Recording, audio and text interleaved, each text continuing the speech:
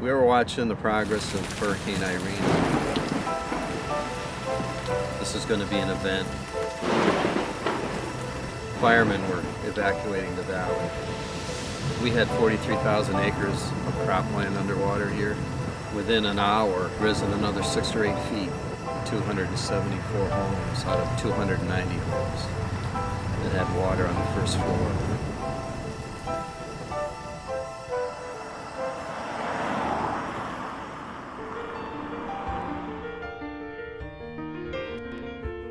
And this is the water line, right here.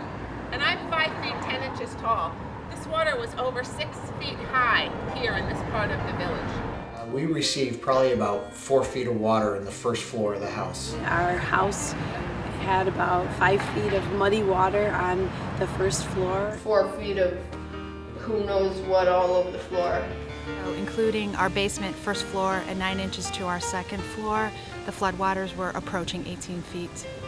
This is a very small sample of the debris that would have come out of this home. It's pieces of their walls, pieces of their floors, perhaps some of the framing around their windows. All of it is contaminated. All of it has to be stripped from every home and discarded out of the town.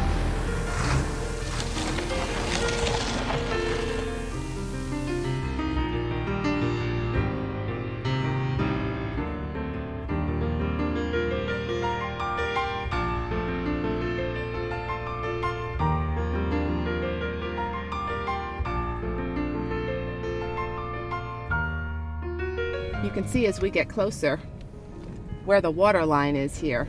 You can see the debris on their screens. You can see that inside there's nothing but studs in there. The walls are gone, the floors are gone. They look great from the front, almost like a Hollywood movie set, but once you get inside and get behind them, you realize that there's nothing there.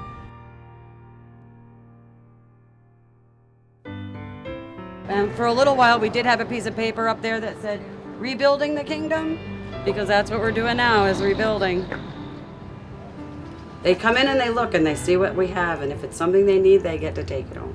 Everything in this building is donated from different people in the community that weren't victims of the flood, or from volunteers that are coming from out of town. These are shovels used to muck out people's basements and their yards. The flat shovels work the best for scooping up the debris, then it usually winds up in a bucket or a wheelbarrow. There's personal hygiene items, cleaning. We have some towels and sheets, some infant needs, and also pet needs. And then the homeowners that are moving along and are progressing are coming in for spackle, tape, sheetrock nails, screws. If we don't have what they need, then we put up a prayer request, and inevitably we get it. We also have a website called rebuild123.org. We update our needs list on that website weekly because the needs change from week to week. No one can even put into words how meaningful it is to have volunteers. They've been angels. They've just come in and pitched in when we needed help, when we were at probably our weakest moments. Within 2 days after the flood, I know on one of my neighbors there were 34 people working on their dairy farm cleaning up.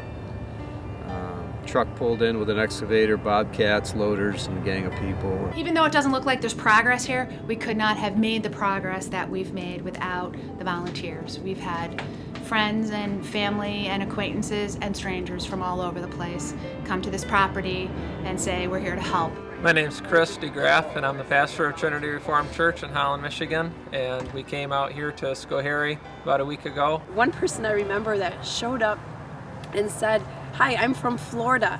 I've been through a flood before." Now we've kind of reached a stage where there's a large spectrum of what the need is, and so we have some people that are still at those early stage gutting and debris cleanup. We have other people that are starting to be able to get back into their homes and need winterization, need windows boarded up. Some people are already able to put sheetrock back up, so we need the skilled laborers to help work with some of those things. I would say the biggest need overall is a continuation of volunteers. Right now we are looking for skilled volunteers to work in the areas of electricians, plumbers, people who can put up wallboard and do taping and that sort of thing, some carpentry work. And we will match those folks with sort of unskilled or untrained volunteers who can be assistants to them or who can do other kinds of jobs. We've had fire departments, We've had teachers, we've had, you name it, teenagers, kids from 3rd grade. We've had an Amish community help us move the barn. Just the other day we had a group called the Lutheran Men coming, and they put up all the sheetrock. The first task was just pick up debris and things that were in the field. Just about anything you can imagine that was part of someone's life in town wound up out here. We've done everything from raking leaves and mucking out mud out of basements to some more semi-skilled kinds of things like drywalling. The rebuild process is the part that takes a long time, and that really is a recovery effort, where in the beginning you're doing immediate disaster relief, and now we're into that long term, and so the need for volunteers continues. Barns need to be rebuilt, milking parlors need to be repaired, and fences need to be mended still. There'll be landscaping to do from yards being torn up. There's going to be so much still to do. And also, I think part of it is continuing to tell the stories and to let people know that the need is ongoing. Our need for volunteers is ongoing. It's no easy solution, no quick fix right now. We'll need the volunteer support for the long term. We still need those volunteers, even more so, because now it's put back time.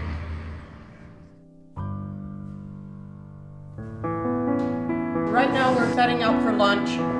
We may serve up to 180. We have never had a day when we've had less than 60. We start out with a set menu. We have it in our mind what we're going to serve. And just like manna from heaven, by the time lunch is here, as you will see when you come in today at lunchtime, this table is full. It just, people from the community, people from different organizations, it just comes.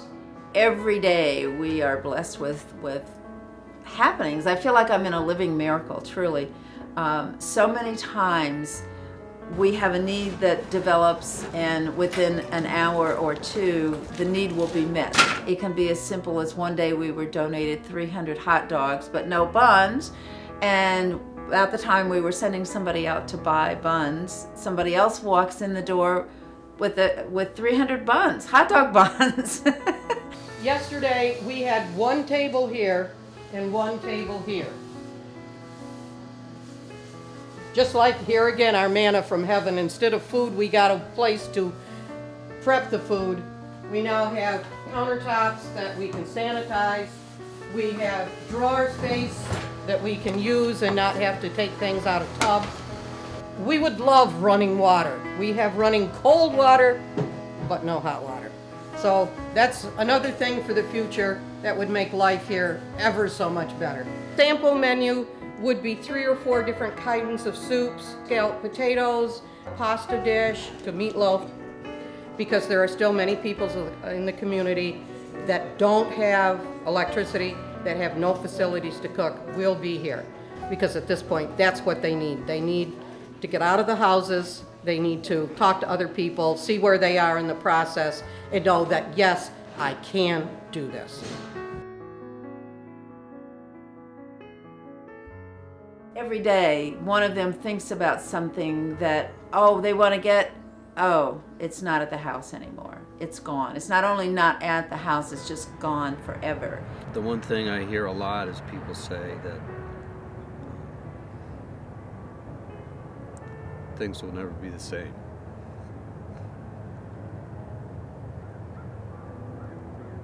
And that's true. But that doesn't mean that it can't be good. Best things in life are not things.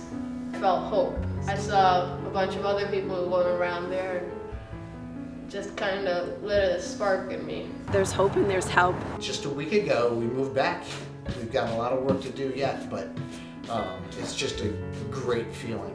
I guess euphoric is the word. There was a lot of excitement, and everyone was glad to be back sleeping in their own beds. We had the privilege of worshiping here in Schoharie on Sunday morning, and we met a lot of people in church who are they're committed to being here. This is their home. It means home. It means a place to raise my family in a rural village where I have a sense of safety and a sense of community that I think is rare. But it's been a community since the 1700s. It was settled by people who appreciated this farmland very much. 15 feet of topsoil and all the bounty it can produce. It's a quaint little village. The community at large is just a tremendous community of people helping people. And as each positive thing has happened, like the bank reopening or the pizza place opening up, people have celebrated together. So all these are signs of hope and signs of progress, and help us know that we're definitely moving ahead. The volunteers initially were such a huge help. We still need them, and we're going to need them for a long time. And I think we're going to need them even longer than most people imagine. And you can see where we're at. We still have a long way to go. And at this point, people are working, trying to lead a normal life while still adding this to your list of things to do. So volunteers, we're still so grateful for, and we still need them. Come. They'll put you to work. They'll find something for you to do, and you'll be changed because you come. If it wasn't for a lot of people doing a little bit, we couldn't do this. The timing of this storm being late August, early September, was particularly bad because everyone was extended. Everyone had put all the effort and the money in, and just as harvest was to begin, they had their legs taken out from under. Right now, we've kind of moved into a time where we need lots of different skilled laborers in the Schoharie County area. Everything from people who know how to put up sheetrock and tape sheetrock, electricians and tradespeople, and heating and plumbing. We need food every day. When you feed 200 people, you go through a lot of food.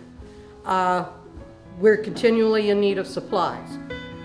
When you feed all these people, then you need the necessities, the knives, the forks, the spoons. Big request right now is spackle, so that they can get, buttoned up for the winter. So once they've gotten their sheetrock up and spackled, they need to paint. So we need primer, we need paint, we need even ceiling paint. And it's definitely because of everybody that's helped. The volunteers have blessed our whole community. The only thing I would like to say is the town at large, the volunteers that have come into the village, the thoughts, the prayers, everything that has been sent Schoharie's way. Thank you.